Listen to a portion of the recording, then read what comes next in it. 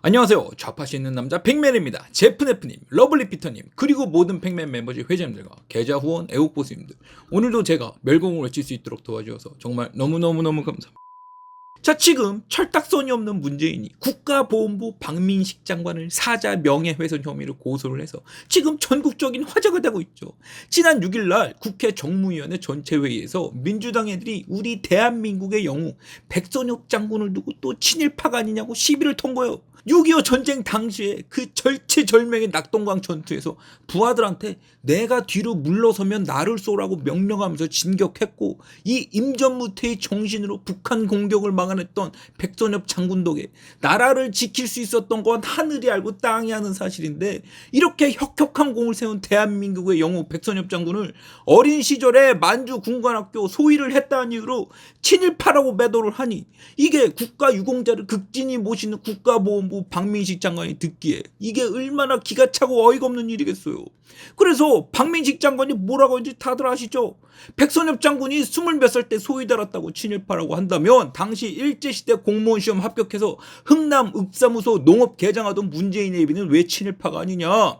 둘 다 1920년생으로 일제시대 태어났고, 둘 다 머리 좋아서 한 사람은 만주 군관학교에 들어갔고, 다른 한 사람은 보통 문관 시험 합격해서 흥남에서 농업 개장을 한 것뿐인데, 이 똑같은 맥락의 사람을 두고 누구는 친일파라고 싸잡아서 비판하고 누구는 아무 일 없었다는 듯이 넘어가면 이건 형평성에도 어긋나고 비상식적인 평가 아니냐, 이렇게 반문을 한 거예요.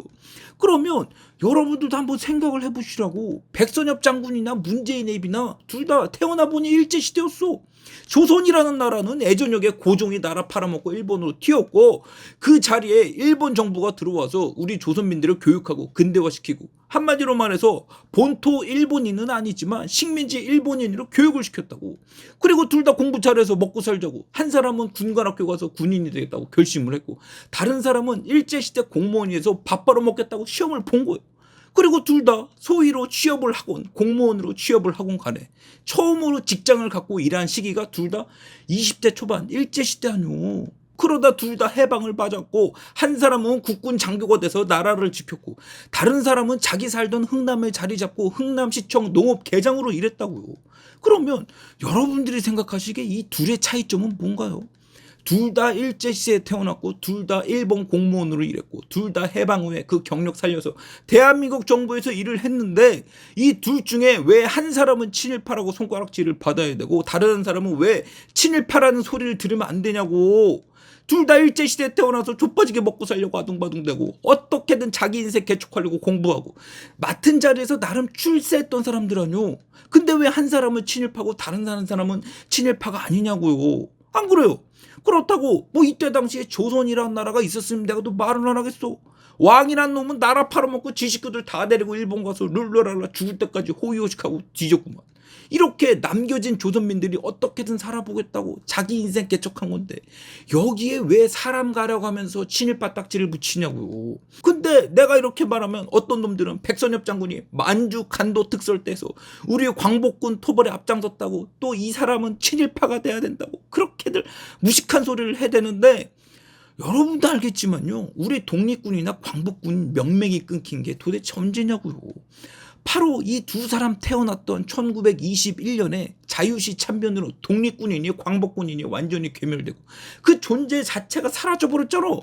그러면 도대체 백선엽 장군이 20몇 살에 간도 특설대 들어가서 탄압했던 광복군은 누구냐고요. 없어. 그 당시에는 독립군이냐 광복군이냐 없었다니까. 당시 40년대 일제시대는 일본이라는 나라 자체가 워낙에 막강해서 당시 조선민들은요, 아예 일본이 망한다는 생각 자체를 못했던 시절이라고. 그리고 제가 이따금씩 당시 일본 군사력이 얼마나 강했는지 항공모함 개수를 설명드렸죠. 40년대 미국이 항공모함 4대 굴릴 때 일본은 22대 굴렸어. 그리고 일본 지상군이 51개 사단 170만 명이었다고. 근데 지금 대한민국 예비군 빼고 실제로 국군이라고 하는 상비군이 몇 명인지 아세요? 딱 48만 명이요. 이러니 지금 와서 생각해도 당시 일본이 얼마나 크고 막강한 나라였겠냐고.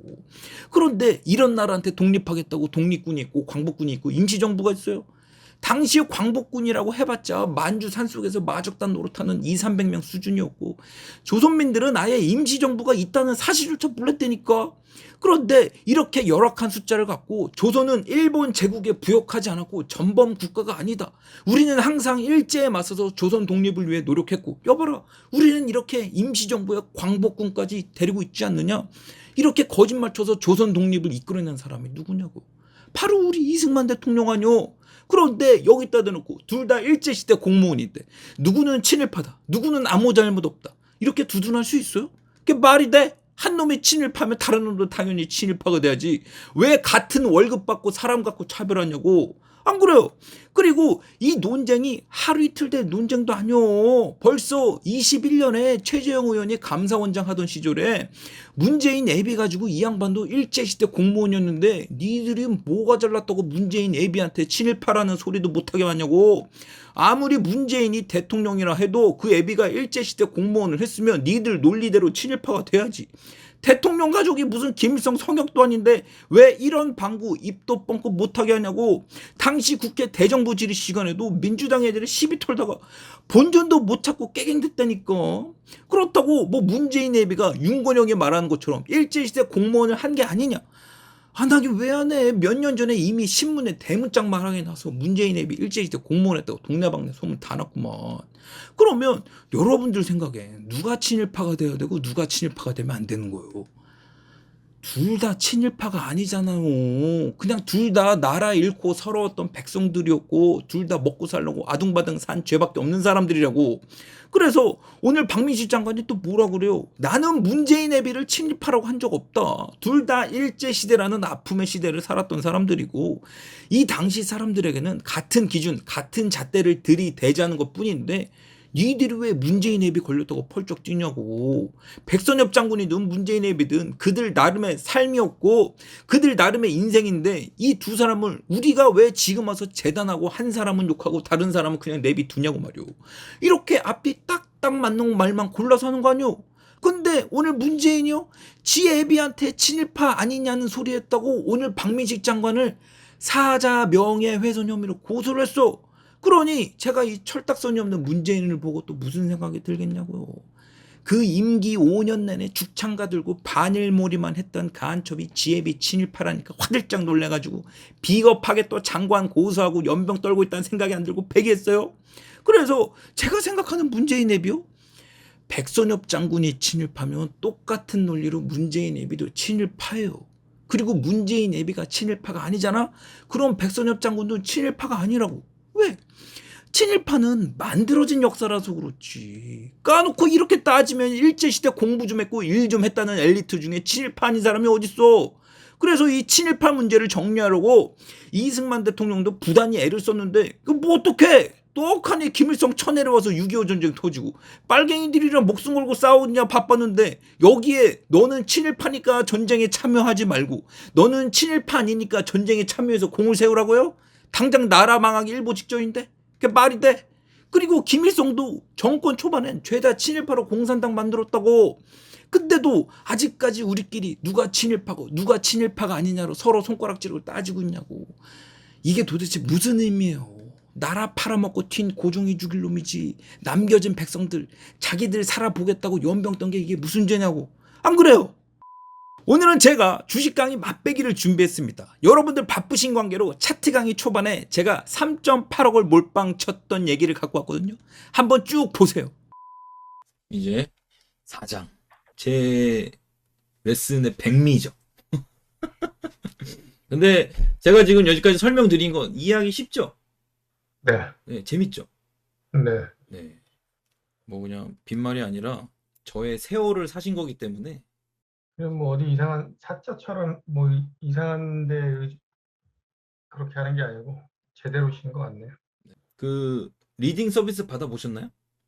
아니요, 다 그런 건 안 받아봤어요. 네. 제가 이 수업을 그 리딩하는 친구들 한 3~4명한테 가르쳤습니다. 1시간 정도 잡아놓고 했더니 얘네들이 아 내가 주식할 때 형한테 배웠으면 얼마나 좋았을까요? 라고 하더라고요. 네. 제가 주변에 주식하는 친구들이 많기 때문에 리딩하는 친구들 한 3~4명 있죠. 걔네들이 하도 차트를 못 보고 헤매길래 아유 이 새끼들아 빨리 와 나한테 배워 이 새끼들아. 그래서 이렇게 걔네한테 좋은 법 한 개씩 얻어먹고 제가 가르쳐 줬죠. 그래서 제가 네, 전문가들한테 가르쳐 주는 차트 레슨을 지금 이제 시작해 보도록 하겠습니다. 이건 PNT라는 기업이에요. PNT. PNT라는 2차 전지 종목입니다. 아까 전에 제가 먼저 말씀드렸던 LNF도 2차 전지 종목이죠. 제가 그 LNF로 1억을 벌었던 거 인증한 거 보셨나요? 혹시 멤버십에서? 맞습니다. 네. 그 멤버십에서 지금 여기 있나 모르겠네. 제가 그때 캡처를 떠났었는데 자랑하려고. 제가 일단 뻥이 아니라는 걸 증명을 하기 위해서 제가 보여드릴게요. 아, 그치. 요거다. 이 보시면은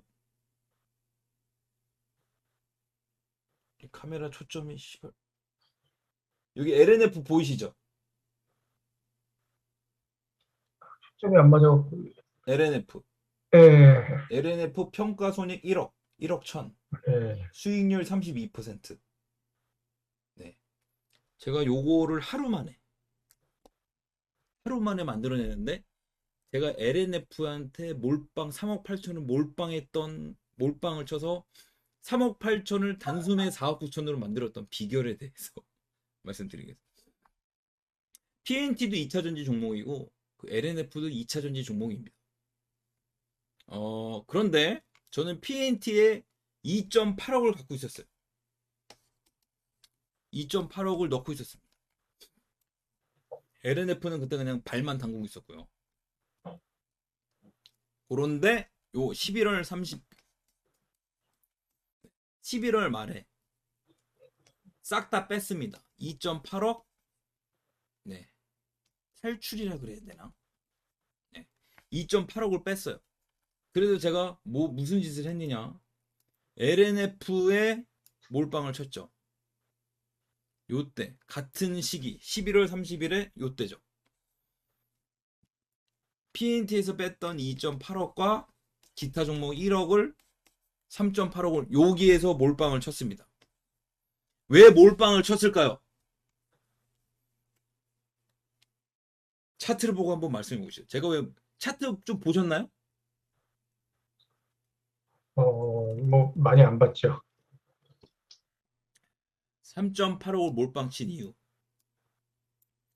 이제 공부 좀 하셨다는 분들이 첫 번째로 말하는 게 이제 거래량이 폭증을 했다. 거래량을 보고 들어갔을 것이다. 그리고 두 번째로 말씀하시는 게 전고점을 돌파해서 몰빵을 했다. 네, 요 두 가지를 보통 말씀해 주시는데 요 두 가지는 약 30%의 비중밖에 차지하지 않습니다. 제가 몰빵을 쳤던 비결을 말씀을 드리면 여러분들 뒷얘기가 궁금하시죠?